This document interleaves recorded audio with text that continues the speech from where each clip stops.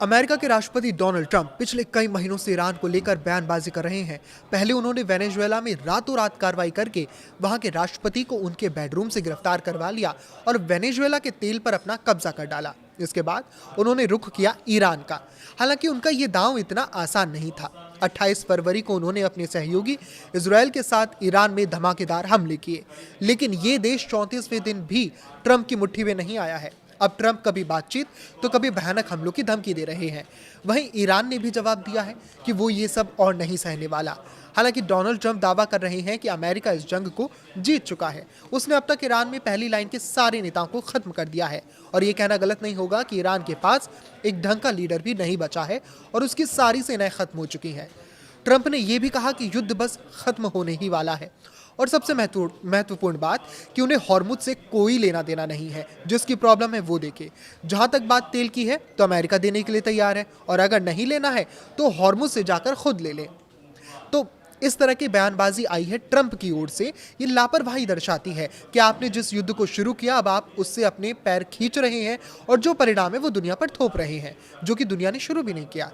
इस बीच ये भी जानना जरूरी है कि आखिर इस जंग में अब तक क्या क्या हुआ। अमेरिका का कहना है कि वो ईरान के साथ वार्ता कर रहा है, लेकिन ईरान की ओर से इस बात से इनकार किया जा रहा है। विदेश मंत्री अरागची ने कहा कि उन तक संदेश पहुंचे हैं, लेकिन प्रत्यक्ष वार्ता नहीं हो रही। वहीं अमेरिकी विदेश मंत्री मार्को रूबियो का कहना है कि ईरान झूठ बोल रहा है। ईरान में सूत्रों के हवाले से खबरें आई हैं कि अब वहां पर कोई चुनी हुई सत्ता काम नहीं कर रही है। सुप्रीम लीडर को गहन सुरक्षा में कहीं रखा गया है, जहां से उनसे संपर्क नहीं हो रहा।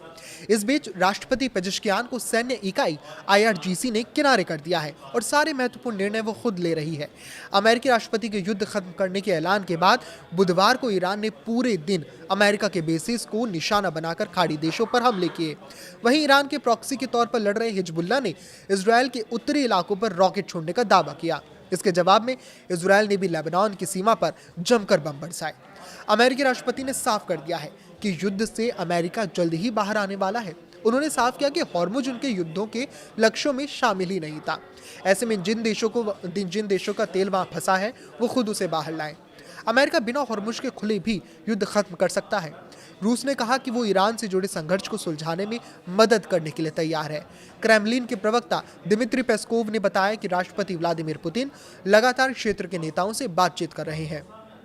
पेस्कोव ने कहा कि अगर रूस की सेवाओं की जरूरत पड़ी तो वो सैन्य स्थिति को जल्द से जल्द शांति की ओर ले जाने में अपना योगदान देने के लिए पूरी तरह तैयार हैं। वहीं इराक की राजधानी बगदाद में 24 से 48 घंटों के भीतर हमले का खतरा बताया गया है। अमेरिकी दूतावास ने चेतावनी दी है कि ईरान समर्थित आतंकी मिलिशिया अमेरिकी नागरिकों और उनसे जुड़े ठिकानों को निशाना बना सकते हैं। इन संभावित हमलों में होटल, एयरपोर्ट, दूतावास, कंपनियां और यूनिवर्सिटी और ऊर्जा से जुड़े जितने भी ठिकाने हैं वो सब शामिल हो सकते हैं। साथ ही अपहरण का भी खतरा बताया गया है। अमेरिकी प्रशासन ने साफ कहा है कि इराक में मौजूद सभी अमेरिकी नागरिक तुरंत देश छोड़ दें और किसी भी हालत में यात्रा न करें। सुरक्षा हालात इतने खराब हैं कि अमेरिकी दूतावास और एयरबिल स्थित कॉन्सुलेट के पास जाने से भी मना किया गया है, क्योंकि वहां रॉकेट, ड्रोन और मोर्टार हमलों का खतरा बना हुआ है।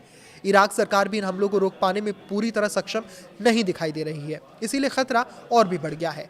ऐसे में डोनाल्ड ट्रंप ने अपने संबोधन में मोस्ट अवेटेड मुद्दे स्ट्रेट ऑफ हॉर्मुज के खुलने पर कोई बड़ा ऐलान नहीं किया, बल्कि उन्होंने यहाँ फंसे हुए देश को एक सलाह दी है।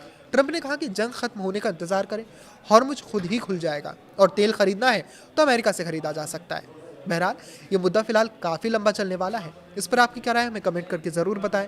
लाइक करें, शेयर करें और इसी तरह जुड़े रहें। नमस्कार।